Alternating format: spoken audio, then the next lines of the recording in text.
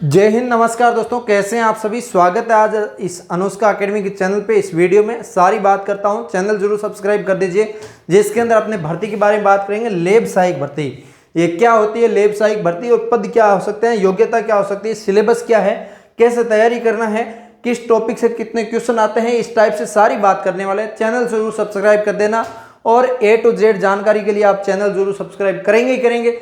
इसके साथ साथ बात करूं लेब सहायक या लेब असिस्टेंट भर्ती आप कह सकते हैं, लेब असिस्टेंट सहायक भर्ती। और आपकी इसके अंदर इस भर्ती का आप सभी को पता है, जो RSSB के द्वारा कैलेंडर जारी किए गए हैं, इस कैलेंडर के अंदर आपकी प्रयोगशाला सहायक भर्ती 2024, जिसके अंदर एग्जाम डेट आपके लिए दे दी है, और इसके अंदर स्पष्ट कह दिया है कि आपकी CET से बाहर भर्ती है, CET के अंदर नहीं है। ठीक है, इसकी परीक्षा 2/11/2025 को होगी और 4/11/2025 को होगी, और ऑफलाइन परीक्षा करवाई जाएगी 4/3/2026 को।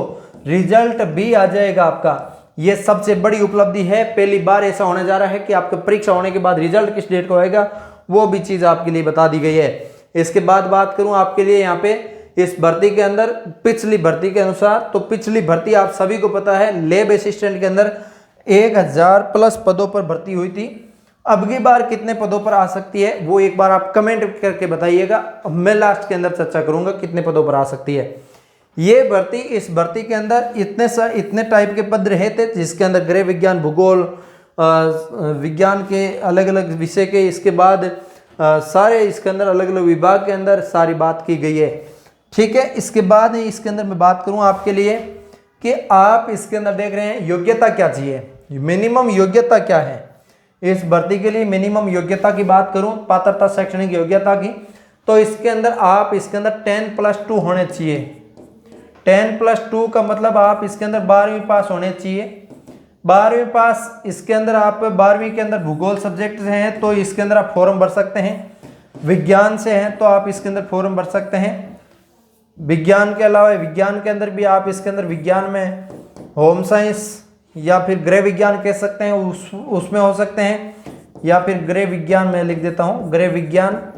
और या फिर इसके अंदर आप इसके अंदर हो सकते हैं विज्ञान के अंदर आप बायो, इसके अलावा फिजिक्स, इसके अलावा केमिस्ट्री, कुछ भी आपके कोई सब्जेक्ट है तो आप इसके अंदर एलिजिबल है। ठीक है, इसके अनुसार और मैं बात करूँ आपके लिए, आप इसके अंदर इनमें नहीं होके आप इसके पास एक राजस्थानी भाषा का आपको नॉलेज होना चाहिए, हिंदी और इंग्लिश का नॉलेज होना चाहिए आपके लिए। ठीक है, स्पष्ट रूप से कहा गया है। किसी मान्यता प्राप्त बोर्ड से विज्ञान विषय के साथ सीनियर सेकेंडरी या समतुल्य होना चाहिए आप सभी इसके अंदर, तभी इसके अंदर आप एलिजिबल होंगे। ठीक है, ये भूगोल विषय से होना चाहिए। इसके बाद इसके अंदर मान्यता प्राप्त गृह विज्ञान विषय से आप सीनियर सेकेंडरी होना चाहिए।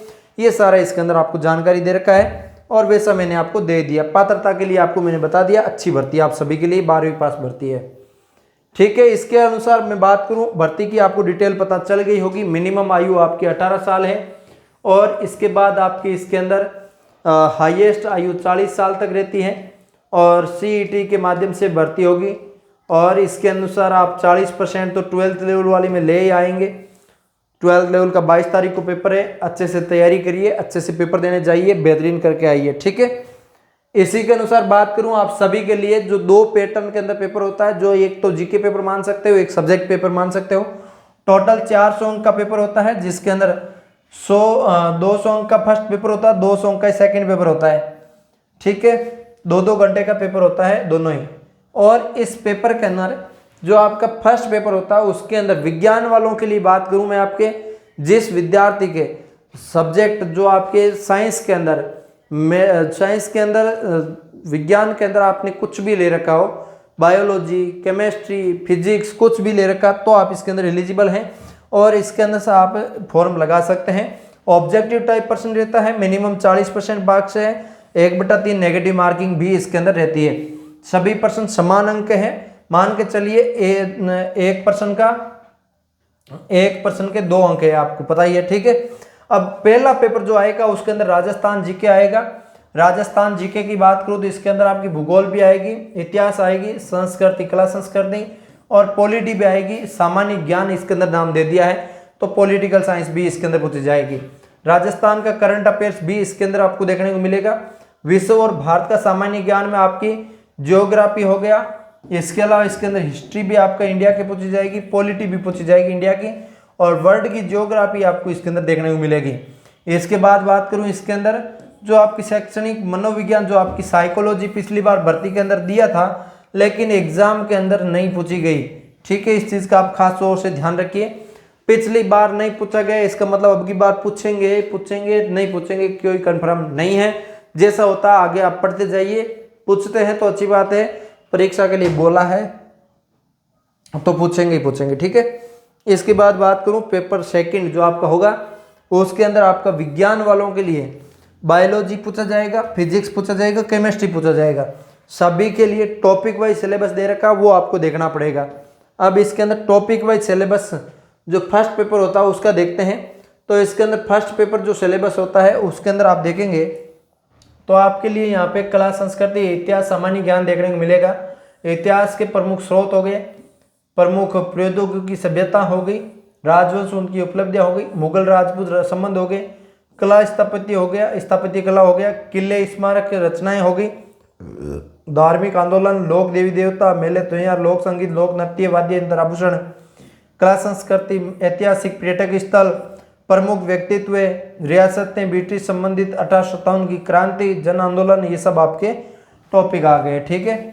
अब इसी के अनुसार और आगे की बात करूं तो इसके अंदर आपके टॉपिक कर सक जनजाति आंदोलन, प्रजामंडल, राजस्थान का एकीकरण, राजस्थान की जनजाति, जागरण एवं विकास, महिलाएं, विशेष संदर्भ आपको दिया गया है। और भूगोल के अंदर बात करूं टॉपिक आपके लिए यहाँ पे दे रखा है स्थिति विस्तार, मरुस्थलीय प्रदेश, अरावली पर्वतीय, मैदानी पठार, सारी इसके अंदर आ गई, अपवा तंत्र, जलवायु, मृदा, वनस्पति, वन्य जीव अभ्यारण्य, वन्य जीव वन, ये सब आ गए, पर्यावरणीय जो आपकी आ गई, मरुस्थलीकरण आ गई, कृषि, जलवायु प्रदेश, फसलें, पशुधन, बहुउद्देशीय परियोजना, सिंचाई परियोजना, जल संरक्षण, परिवहन, खनिज संपदा, ये जियोग्राफी के टॉपिक है, ठीक है।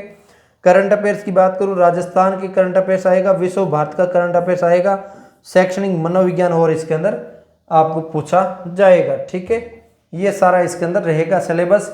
इसके बाद बात करूँ आपका जीके पेपर का बताया, ठीक है।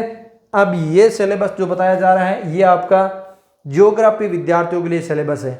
जो ज्योग्राफी से आपके लैब असिस्टेंट देना चाहेंगे उन सभी विद्यार्थियों के लिए फर्स्ट पेपर के अंदर राजस्थान का जीके पूछा जाएगा, जिसके अनुसार मैंने आपको अभी तक ऊपर बताए हैं वैसे वो आपको पूछा जाएगा 100 अंक का।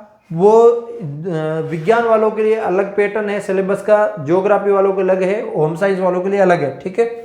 और ज्योग्राफी इसके अंदर 200 मार्क्स की आएगी, टोटल 300 मार्क्स होगा, 3 घंटे का समय मिलेगा और 40% रहेगा, नेगेटिव मार्किंग 1/3 है। ये सारा सिस्टम इसके अंदर देखने को मिलेगा आपको।